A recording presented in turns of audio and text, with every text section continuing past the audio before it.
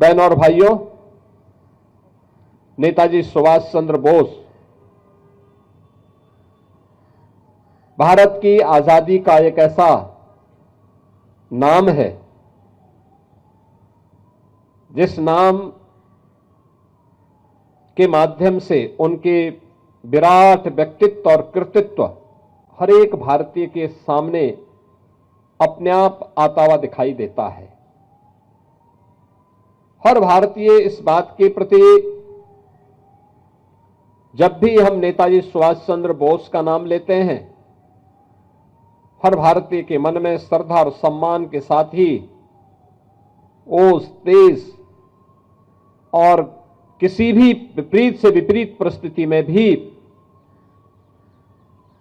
देशद्रोही और देश विरोधी तत्वों के सामने न झुकने का एक दृढ़ संकल्प हम सबको दिखाई देता है।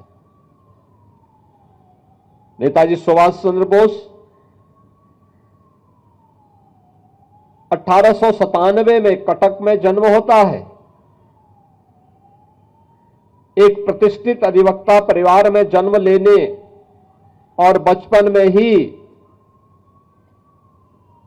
उन्हें ब्रिटेन में उच्च अध्ययन के लिए भेज दिया जाता है।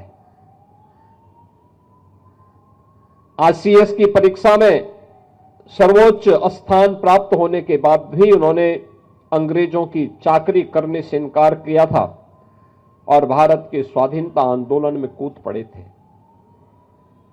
भारत का स्वाधीनता आंदोलन यह वह कालखंड है जब गांधी जी के नेतृत्व में पूरा देश इस आंदोलन को एक नई दिशा देने की ओर अग्रसर था। उन स्थितियों में भारत के क्रांतिकारियों के सिरमौर के रूप में नेताजी सुभाष चंद्र बोस ने इस आजादी की लड़ाई को एक नई दिशा दी थी।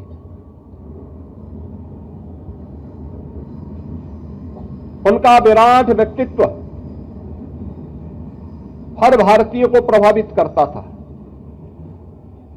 भारत के अंदर हो या भारत के बाहर, उन्होंने भारत की आजादी के लिए जो योगदान किया,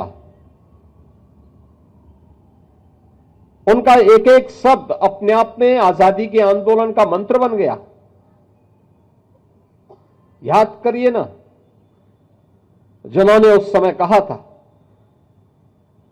भारतवासियों का आह्वान किया था कि तुम मुझे खून दो, मैं तुम्हें आजादी दूंगा, यह भारत की आजादी का एक मंत्र बन गया। उनका उद्घोष दिल्ली चलो का आज भी हर भारतीय को प्रेरित करता है।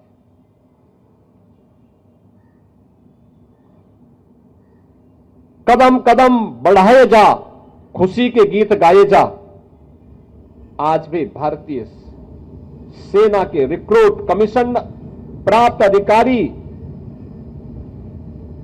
अपने दीक्षांत समारोह में बड़े शान के साथ हर भारत का सैनिक इस गीत को आज भी गाता है। यह भी नेताजी सुभाष चंद्र बोस की देन है।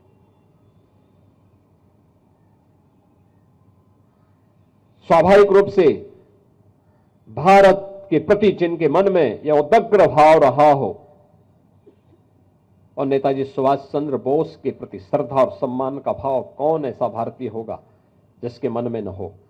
और आज नेताजी सुभाष चंद्र बोस को उनकी इस पावन जयंती के अवसर पर हम सब को स्मरण करने, उनके प्रति कृतज्ञता ज्ञापित करने और नमन करने का एक अवसर हम सब के सामने आया है।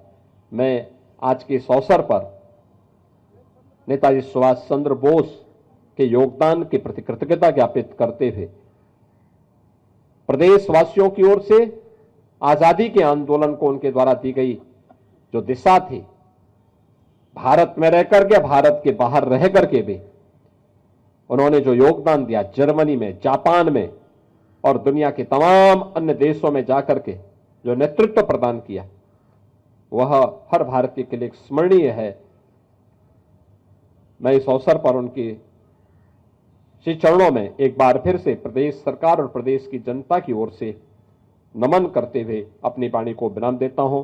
धन्यवाद। जय हिंद।